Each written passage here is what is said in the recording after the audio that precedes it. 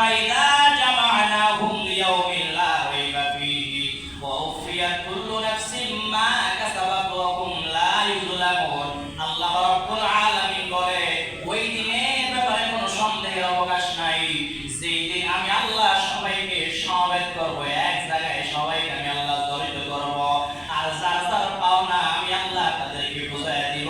কারো প্রতি জুলুম করা হবে না, অন্যায় করা হবে না। ঘোষণা কারো প্রতি জুলুম করা হবে না, অন্যায় করা হবে না। যার যার হক আমি আল্লাহ তাদেরকে বুঝিয়ে দেব। এখন প্রশ্ন আসতে পারে যে আল্লাহ কি তাই আমরা সম্পত্তি কি কিয়ামতের ময়দানে দিবে? সম্পত্তি দিবে না।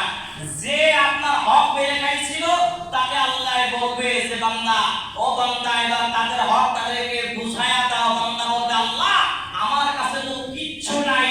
তখন সম্পত্তি বুঝায়া দেওয়া হবে, পাওনা বুঝায়া দেওয়া হবে। তার যে নেক আমলগুলো আছে আল্লাহ বলবে তোমার যত নেক আমল আছে তার পাওনা বাবদ তাকে দিয়ে দাও। সুবহানাল্লাহ বলে। কথা বুঝেন নাই? কারণ কিয়ামতের ময়দানে তো সম্পত্তি দেওয়ার সুযোগ ওই যে নেক আমল আছে ওই নেক আমল দিয়ে দেওয়া হবে। আরেকজন এসে দাঁড়াবে, বলবো আল্লাহ আমিও ভাই, আমারও সম্পত্তি মাইয়া খাইছিল। আল্লাহ এবার একটাও বুঝাইয়া দে। বান্দা চোখের পানি ছেড়ে দিয়ে আল্লাহ আমার যতটুকু নেক আমল ছিল প্রথম ব্যক্তি তো দিয়ে দিছে, এখন তো আমার কিচ্ছু নাই। আল্লাহ বলবে এখানেই তো শেষ না, যদি তোমার নেক আমল দেওয়ার মতো আমল না থাকে ওই বান্দার যত গুনাহ আছে সব তোমার কাঁধে নিয়ে নাও। কোথায় নিয়ে নাও? কাঁধে নিয়ে নাও। ওই বান্দার ঘাড়ের উপরে যত গুনাহ, যার হক মাইরা গিয়েছিল তার যত গুনাহ আছে সব গুনাহগুলো তার মাথার উপরে চাপিয়ে দেওয়া হবে। আর এই গুনাহগার বান্দাকে সাঈর নামক জাহান্নামের মধ্যে নিক্ষেপ করা হবে। নাউযুবিল্লাহ, নাউযুবিল্লাহ। ওয়া মুসলমান ভাইরা, আল্লাহ রাব্বুল আলামিন এই জন্য বারবার তাকে দিয়েছে আর বলেছে বান্দারে এতিমের হক মাইরা খায়ও না, ভাই ভাইয়ের হক মেরে খেও না, ভাই বোনের হক মেরে খেও না। এরে বান্দা, যদি একে অন্যের হক যদি আত্মসাৎ করে যদি খাও, জোর দখল করে যদি খাও, বান্দারে তোমাদেরকে আমি আল্লাহ ক্ষমা করব না। তোমাদের স্থান হবে জাহান্নামের তলদেশ। কোথায় হবে? জোরে বলেন। আল্লাহ রাব্বুল আলামিন সূরা মাউনের 2 নম্বর আয়াতের মধ্যে বলেন ফাযালিকাল্লাযী ইয়াদউল ইয়াতীম। সেটা সেই যে ইয়াতীমকে তাড়িয়ে দিয়েছিল, ইয়াতীমের হক মেরে খেয়েছিল। জোরে কান নাউযুবিল্লাহ। এই ব্যক্তি কারা? সে তো সেই যে ইয়াতীমের হক মেরে খেয়েছিল, মানে হলো সে তো ওই ব্যক্তি যে অন্যায়ভাবে একে অপরের সম্পত্তি দখল করে নিয়েছিল। এদের স্থান হবে জাহান্নামে। এদের স্থান হবে কোথায়? জোরে বলেন। জাহান্নামে যাবে। জাহান্নামটা কেমন হবে দেখবে? এই দুনিয়ায় যারা একে অপরের সম্পত্তি মেরে খায়, একে অপরের সম্পত্তি যারা জোর দখল করে খায়, দেখবেন দুনিয়ায় থাকতে এদের শাস্তি হয়ে যায়। কি হয়ে যায়? জোরে বলেন।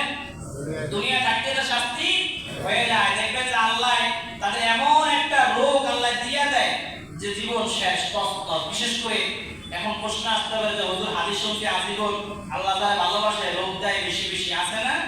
আর ঠিক আছে, আল্লাহ তাআলা ভালোবাসে, রোগ দেয়, কিন্তু আপনি খাইছেন আপনার বুইয়ের হক মাইরা, ভাইয়ের হক মাইরা, প্রতিবেশীর হক মাইরা, আল্লাহ আপনার ভালোবাসলো কখন?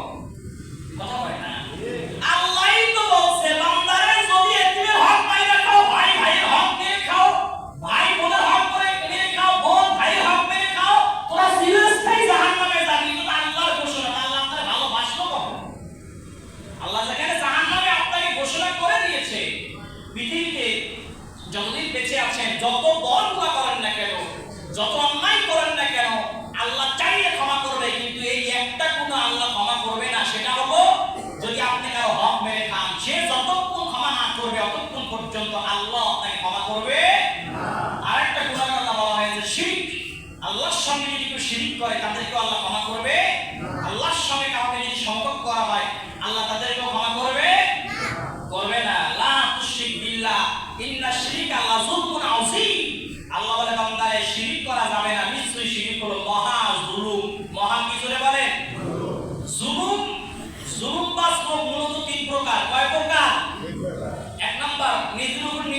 করে।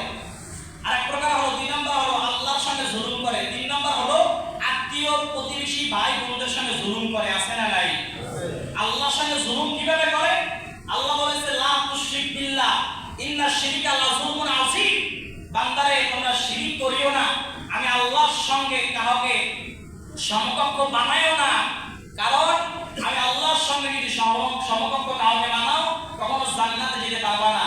ইন্নাশ শিরকা লাযুলমুন আযীম, নিশ্চয় শিরক হচ্ছে মহা জুলম ঘোষণাকার।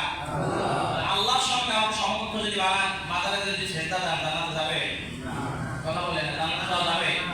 যদি মাজারে সেজদা দিয়ে ঘুরে যদি বাবার কাছে কিছু চান দিবে? এর আছে না অনেক গায়েবী বাবা? আছে না নাই?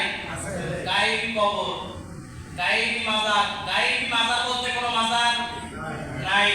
হক্কানি ওলি যদি হয়, হক্কানি ওলিদের প্রতি আমাদের ভালোবাসা আছে না নাই? হক্কানি ওলিদের দরবারে আমরা যাই কি যাই না? জিয়ারত করতে যাই। এখন যেখানে স্বপ্নে পাওয়া মাজার, কাল্পনিক মাজার, রাস্তার মাঝখানে থাকতে মাজার, আপনি বললে মাজার, গামদুটি বললে মাজার, এগুলো তো মাজার না, এগুলো গাঞ্জা করতে রাস্তা না। কথা বলে না? কথা বলে না? শাহালির দরবারে যদি যান, শাহালি একজন হক্কানি ওলি ছিলেন, কিন্তু তার দরবারে আশেপাশে দেখবেন 80% গামদুট ছিঁড়ে বয়ে থাকে, গাঁজা খায়। প্রকাশ্যে আপনার দরবারে ওই গুলিতে গাঁজা বিক্রি হয়। ঠিক কিনা ধরে বলেন? সমস্ত মাজারের আশেপাশে তো গাঁজাখোর আছে, সব গাঁজাখোর উদ্ধারে পিটায় আইনের হাতে তুলে দেওয়া হোক। ঠিক কিনা ধরে বলেন? এরা পাগলের ভেষ দিয়ে থাকে, মূলত এরা ছিনতাইকারী, এরা গাঁজা বিক্রেতা, এরা হচ্ছে যুব সমাজকে নষ্ট করার ব্যবসা চালিয়ে যাচ্ছে। গোপনে গোপনে কি চাও? আমরা পাগল, আসলে পাগল না, টাকা দিয়ে দেখতে ঠিকই নেই। যারা মাজারে আশপাশ থাকে 80% ভালো, 20% পাগল। 80% রাগ করছেন না কেন আবার? রাগ করা যাবে না, কিছু কিছু কথা না বললে হয় না, ভিতর দিয়ে একটু কথা বলা লাগে। 2 নাম্বার, তাহলে এই আল্লাহর সঙ্গে যারা শিরক করে, সমকক্ষ বানায়, যারা আল্লাহর সঙ্গে কাউকে তুলনা করে, তারা শিরক করে, আল্লাহর সঙ্গে জুলুম করে। আল্লাহর সঙ্গে কি করে? 2 নাম্বার হচ্ছে নিজের উপর নিজে জুলুম করে। কি করে ধরে বলে? জুলুম করে। আপনি নামাজ পড়লেন না, আপনি রোজা রাখলেন না, আপনার উপর হজ ফরজ হয়েছে কিন্তু আপনি হজ করতে গেলেন না। যাকাত ফরজ হয়েছে, আপনি যাকাত দিলেন না। এটা আপনি নিজের উপর নিজেই জুলুম করলেন। আপনি বুঝতেও পারছেন না, উপলব্ধিও করতে পারছেন না যে আপনি জাহান্নামী হয়ে যাচ্ছেন। ঠিক না ধরে বলেন? এটা হচ্ছে নিজের ক্ষতি নিজে করে, নিজের উপর নিজে জুলুম করে। 3 নাম্বার হলো যে অন্যের হক মেরে খায়, ভাই বোনের হক মেরে খায়, প্রতিবেশীর হক মেরে খায়, জোর করে একজনের সম্পদ আরেকজনের রেখে নিয়ে যায়। এটা হলো আপনি একে অন্যের প্রতি জুলুম করলেন, ভাই ভাইয়ের প্রতি জুলুম করলেন, ভাই বোনের প্রতি জুলুম করলেন, আত্মীয় প্রতিবেশীদের সঙ্গে জুলুম করলেন। এই 3 প্রকার ব্যক্তিকে আল্লাহ কখনো ক্ষমা করবে ক্ষমা করবে না। ও আমার মুসলমান ভাইরা, আল্লাহ রাব্বুল আলামিন সূরা নিসা 14 নম্বর আয়াতে কারিমার মধ্যে কি বলে দেখেন। আমার আল্লাহ রাব্বুল আলামিন বলেন, ওয়া ইয়াসিল্লাহু ওয়া রাসূলুহু ওয়া ইয়াতাআদ্দা হুদুদাহু ইউদখিলহু নারান খালিদান ফিহা ওয়া লাহু আযাবুম মুহিন।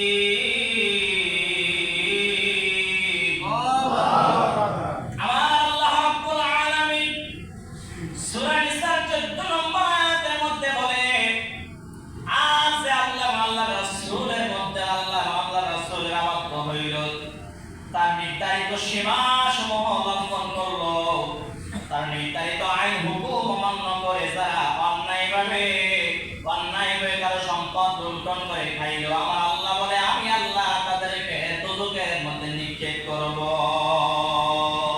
সেখানে তারা চিরস্থায়ীভাবে বসবাস করবে। ঘোষণা কার? আল্লাহ। ঘোষণা কার? ঘোষণা করে বলেন নবী সাল্লাল্লাহু আলাইহি ওয়াসাল্লাম কি বলে দেখেন, যদি কেউ 1 বিঘা কারো সম্পদ দখল করে খায়, কয় বিঘা?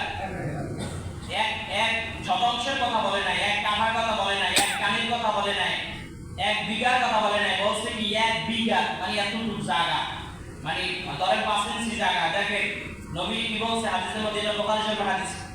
আমার নবী সাল্লাল্লাহু আলাইহি ওয়াসাল্লাম বলেন, মানে তাতা শিবরান মিনাল আরদি যুলমান। আমার নবী সাল্লাল্লাহু আলাইহি ওয়াসাল্লাম হাদিসের মধ্যে বলেছেন, যদি কোনো আমার উম্মত যদি অন্যায়ভাবে কারো সম্পদ 1 বিঘা সম্পদ যদি লুণ্ঠন করে নেয়, যদি জোর দখল করে নেয়, 1 বিঘা সম্পদ যদি আত্মসাৎ করে নেয়, 1 বিঘা সম্পদ যদি জুলুম করে যদি নিয়ে নেয়, আমার নবী বলে কাল কিয়ামতের ময়দানে 7 খণ্ড সম্পদ পরিমাণ তার পিঠের উপরে আল্লাহ উঠায়া দিবে। সমস্ত সম্পদ আল্লাহ কার উপর উঠায়া দিবে? ওই যে দখল করছে তার পিঠের উপরে উঠায়া দিবে। আর বলবে এবার জাহান্নামে এই সম্পদের ঢোক যা ঢুকে পড়। কোথায় যেতে বলবে? জাহান্নামে যেতে বলবে। এই দুনিয়া থাকতেও লাঞ্ছিত অপমানিত হবে, পরকালে হাসরের ময়দানে এত মানুষের সামনেও তারা প্রকাশ্যে লাঞ্ছিত হবে, অপমানিত হবে।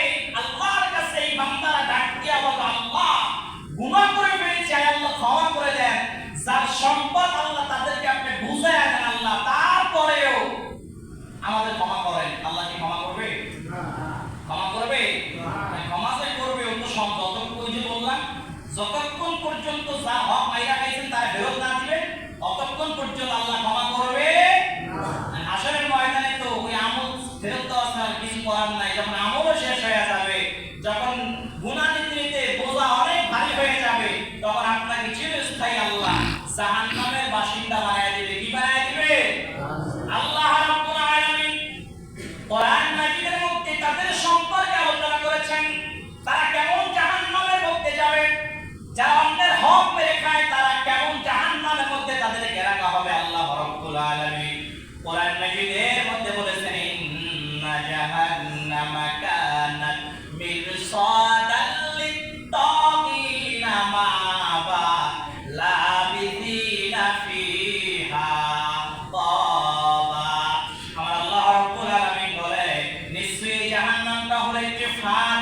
এই জাহান্নামে যে যে অপরাধ করবে, অপরাধের কারণে সে জাহান্নামের মধ্যে নিক্ষিপ্ত হয়ে যাবে। আর কেমন জাহান্নাম জানো? কেমন জাহান্নাম জানো? তাদেরকে রক্ত পুষ মিশ্রিত গরম ফুটন্ত পানি আমি আল্লাহ তাদেরকে খাইয়ে দিব। জোরে কান নাউজুবিল্লাহ, জোরে কান নাউজুবিল্লাহ। এই সমস্ত হারাম করাম, এই সমস্ত জুলুম বাজরাত, এই সমস্ত সম্পদ পাইরা পাওয়া গোষ্ঠীগুলা বুঝছেন না? গোষ্ঠীগুলো সবাই বুঝে নেই, যারা খায় ও ধরা একটা গোষ্ঠী। আপনি খাইছেন, আমি খাইছি, আরেকজন খাইছে, আরেকজন খাইছে, এরা মিলে একটা আলাদা একটা গোষ্ঠী। এর কোনো বংশীয় পরিচয় নাই। কারণ যদি এদের বংশীয় পরিচয় থাকে, জীবনও একজন আরেকজনের সম্পদ লুণ্ঠন করে, জুলুম করে, দখল করে খেতে পারে না। ঠিক কিনা বলে? ওই যারা খাইছে, যারা খায়, সে বংশে না হইলেও সে ওই সব এলারা মিলে একটা নিজেরাই বংশ। মানে কথা বুঝতে পারেন নাই? আমি আরেক বংশ, আমার সমস্যা নাই। খাইছেন যে আপনার জাতি বাইরে হয়ে গেছে না। মান তাশাব্বাহা বিকওমিন ফাহুয়া মিনহুম। নবীজির হাদিস, আমার নবীজি বলেছে, যার সাথে যার মহব্বত সামঞ্জস্যতা থাকবে, তার সাথে তার কিয়ামত হাসর নাসর হবে। আপনি যদি সম্পদ দখলকারী হন, জুলুমবাজ হন, আপনার হাসর নাসর হবে আপনার জাত পাই জুলুমবাজের সঙ্গে। ঠিক কিনা বলে? ও আমার মুসলমান ভাইরা, এই জন্য আল্লাহ রাব্বুল আলামিন বলেন, যারা জুলুমবাজ হবে, অন্যায় করে কেন সম্পদ লুণ্ঠন করে খাবেন, আমি আল্লাহ তাদেরকে গরম ফুটন্ত পুষ রক্ত মিশ্রিত দুর্গন্ধযুক্ত পানি আমি আল্লাহ তাদেরকে খেতে দিব।